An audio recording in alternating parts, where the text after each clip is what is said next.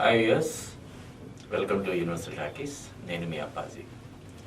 మనశంకర Varaprasad garu cinema success celebration సందర్భంగా megastar Chiranjeevi మాట్లాడిన ఒక మాటని సింగర్ శ్రీపాద చిన్మయి ఖండించడం ఇప్పుడు సోషల్ మీడియాలో చాలా పెద్ద స్థాయిలో చర్చనీయాంశం అవుతుండడం మనం చూస్తున్నాం. అంటే మెగాస్టార్ చిరంజీవి ఆ రోజు ఏమన్నారంటే, మన ఫిల్మ్ ఇండస్ట్రీలో కాస్టింగ్ కౌచ్ లాంటివి ఏమి ఉండవు, ఇక్కడ కూడా ఇది కూడా సినిమా రంగాన్ని కూడా ఒక కెరీర్గా ఎవరైనా సరే తీసుకోవచ్చు అని చెప్పి ఆయన వ్యాఖ్యానించారు. అంటే నిజం చెప్పాలంటే చాలా రోజులుగా చాలా సంవత్సరాలుగా జరుగుతున్నటువంటి అందరూ వెలుగుచ్చుతున్నటువంటి ఆవేదన ఏంటంటే, తెలుగు సినిమా రంగంలో తెలుగు అమ్మాయిలు ముఖ్యంగా హీరోయిన్లుగా ఎవరు రావడం లేదు. ఈ వేరే వేరే భాషల నుంచి రాష్ట్రాల నుంచి వచ్చి ఇక్కడ కోట్లాది రూపాయలు పారితోషికాలు తీసుకున్నారు, కానీ తెలుగు అమ్మాయిలు తెలుగు హీరోయిన్లుగా ఉండడం లేదు అని చెప్పి చాలా మంది నేతి బీరకాయలు నెయ్యి చందం అయిపోయింది మన తెలుగు సినిమా. విలన్ని దిగుమతి చేసుకుంటున్నారు, హీరోయిన్లు దిగుమతి చేసుకుంటున్నారు. ఇప్పుడు చాలామంది టెక్నీషియన్స్ని కూడా, సినిమాటోగ్రాఫర్స్, మ్యూజిక్ డైరెక్టర్స్, ఇలాగా ఒక హీరోలు తప్ప మిగతా అందరినీ కూడా వేరే వేరే భాషల నుంచి తీసుకుంటున్నారనే విమర్శ, ఆవేదన చాలా సంవత్సరాలుగా ఉంది. దానికి కొంత ఇది చెప్పడం కోసం అన్నట్టుగా కొత్త టాలెంట్ని ఇండస్ట్రీకి ఆహ్వానించాలనే ఒక ఉద్దేశంతో, సదుద్దేశంతో మెగాస్టార్ చిరంజీవి చేసినటువంటి ఆ వ్యాఖ్య, ఇక్కడ కాస్టింగ్ కౌచ్ ఏమి ఉండదు, అటువంటి ఏమి ఉండదు, మీరేం భయపడకుండా హ్యాపీగా ఇండస్ట్రీకి రావచ్చు అని చెప్పి ఆయన చెప్పడాన్ని చిన్మయి తప్పు పట్టడాన్ని, దాన్ని అంటే సుదీర్ఘమైనటువంటి ఆమె పోస్ట్ పెట్టింది. లేదు ఇప్పటికి కూడా జరుగుతూనే ఉంది, చిరంజీవి గారి టైంలో జరిగి ఉండకపోవచ్చేమో, కానీ ఇప్పుడైతే మాత్రం ఖచ్చితంగా ఎవరైనా దర్శకులు వర్క్ ఇస్తున్నారంటే దానికి ప్రతిఫలంగా లైంగిక వాంఛలు తీర్చుకుంటున్నారని చెప్పి ఆమె చెప్పడం ఏదైతే ఉందో అది చాలా చాలా దారుణమైనటువంటి విషయంగా, అంటే మొత్తం 100% ఇక్కడ అలాగే జరుగుతుంది, అది లేకుండా కాస్టింగ్ కౌచ్ అనేది లేకుండా ఇక్కడ అసలు ఎవరికి అవకాశాలు రావన్నట్టుగా ఆమె తీర్మానించేసి మాట్లాడడం ఏదైతే ఉందో అది చాలా చాలా దురదృష్టకరమైనటువంటి, తీవ్ర స్థాయిలో ఖండించాల్సినటువంటి, అంటే ఈ రంగంలో ఉన్న వాళ్ళందరినీ కూడా, అంటే ఇప్పుడు ఎవరైతే అవకాశాలు సాధిస్తున్నారో, సినిమాల్లో నటిస్తున్నారో వాళ్ళందరూ కూడా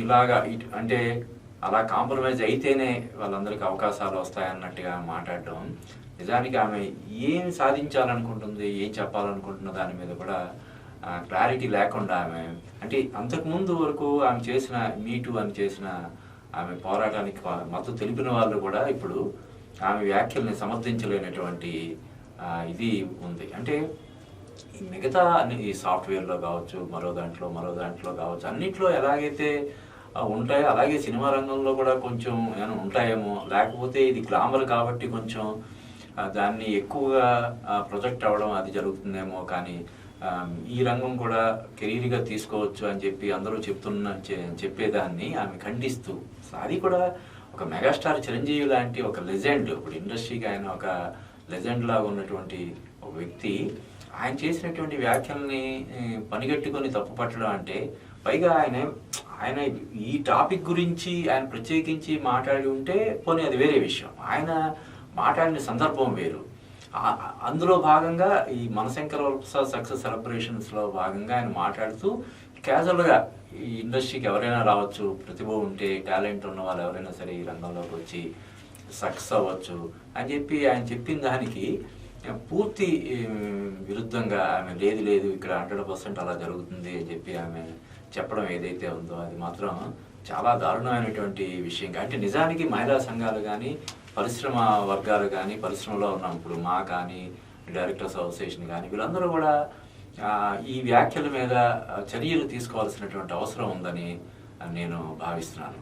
అంటే మొత్తం ఆమె చాలా సుదీర్ఘంగా చాలామంది చూసే ఉంటారు, లేదు ఇక్కడ 100% కూడా కాస్టింగ్ కౌచ్ అనేది ఉంది, అలాగా కాంప్రమైజ్ అయితేనే ఇక్కడ అవకాశాలు వస్తున్నాయని చెప్పి ఆమె తీర్మానించడం, లేకపోతే గట్టిగా బల్లగుద్ది చెప్పడం ద్వారా ఆమె ఏమి సాధించాలనుకుంటుందో, అసలు ఏం చెప్పాలనుకుంటుందో ఏమీ అర్థం కానిటువంటి పరిస్థితి. ఈ రోజున హీరోల పిల్లలు, ప్రొడ్యూసర్ల పిల్లలు, ఇలాగ ఇండస్ట్రీలో చాలామంది, అంటే అంతకుముందు వారసులు మాత్రమే వచ్చేవాళ్ళు ఇండస్ట్రీకి, వారసురాళ్ళు వచ్చేవాళ్ళు కాదు. ఇప్పుడు గత కొన్ని సంవత్సరాలుగా ఆ పరిస్థితుల్లో కూడా మార్పు వచ్చింది. చాలామంది హీరోల పిల్లలు అటు బాలీవుడ్లో కానీ, మన కోలీవుడ్లో కానీ, మల్లీవుడ్లో కానీ, శాండల్వుడ్, మన టాలీవుడ్ ఇలాగ అన్ని చోట్ల కూడా మగ ఆడ అన్న భేదం లేకుండా, లింగ వివక్ష లేకుండా అమ్మాయిలు అబ్బాయిలు ఇద్దరు కూడా ఈ రంగంలోకి వస్తున్నారు, బ్రహ్మాండంగా రాణిస్తున్నారు.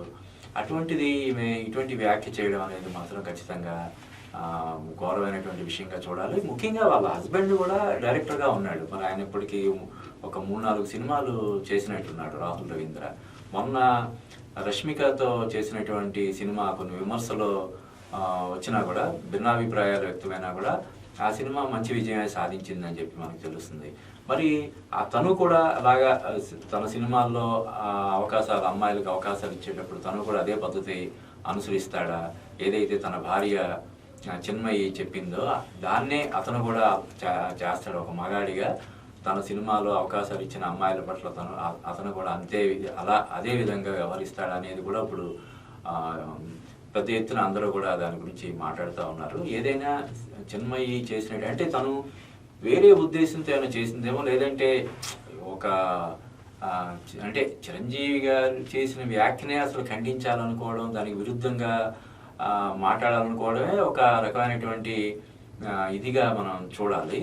దాన్ని సమర్థించుకుంటూ చాలా సుదీర్ఘంగా ఏదో ఒక 2 లైన్స్ 3 లైన్స్ చిన్న పోస్ట్ పెట్టిందంటే వేరే, చాలా అంటే దాని గురించి తర్జన పడుతూ దాదాపుగా ఒక అరటావు మ్యాటర్ ఆమె పోస్ట్ చేసింది. అంటే దానికి కనీసం ఒక 1/2 అవర్ to 45 minutes అయినా పట్టి ఉంటుంది. అంతసేపు మరి తను విచక్షణ కోల్పోయి చేసింది అనుకోవడానికి లేకుండా చేసిన తర్వాత దాని గురించి ఇప్పుడు ఇవి చాలా నిన్నటి నుంచి పెద్ద ఎత్తున చర్చ జరుగుతున్నా కూడా ఆమె దాన్ని వెనక్కి తీసుకోవడం కానీ, విచారం వ్యక్తం చేయడం కానీ, చేయడాన్ని ఎలా తీసుకోవాలో ఏం అర్థం కావట్లేదు. దీనికి సంబంధించి మన ఇండస్ట్రీ అంటే దీన్ని అలా తీసుకోవడం వల్ల ఇగ్నోర్ చేయడం ఒక రకంగా మంచిదైతే అవ్వచ్చు. కానీ ఇలా ఇగ్నోర్ చేస్తే రేపొద్దున ఇంకొంతమంది ఇటువంటి వ్యాఖ్యలు చేసి ఇండస్ట్రీలోకి ఎవరైనా అమ్మాయిలు రావాలంటే భయపడేలాగా ఇదిగో ఇలాగే ఉంటుందంట అని చెప్పి భయపడేలాగా చేసేటువంటి వ్యాఖ్యల్ని మనం ఖచ్చితంగా ఖండించాలి. ఈ వ్యాఖ్యల పట్ల ఇండస్ట్రీ కూడా సీరియస్గా తీసుకొని, ఇండస్ట్రీలో ఉన్న మూవీ ఆర్టిస్ట్ అసోసియేషన్ కానీ, డైరెక్టర్స్ అసోసియేషన్ కానీ, ప్రొడ్యూసర్ కౌన్సిల్ కానీ ఇలాగా వీళ్ళందరూ కూడా ఈ వ్యాఖ్యల్ని సీరియస్గా తీసుకొని తనని ఈ వ్యాఖ్యలు ఏ ఉద్దేశంతో తన ఆ వ్యాఖ్యలు చేసింది ఏంటనే దాని మీద వివరణ తీసుకొని క్షమాపణ చెప్పిస్తే బాగుంటుందని చెప్పి నేను అభిప్రాయపడుతున్నాను.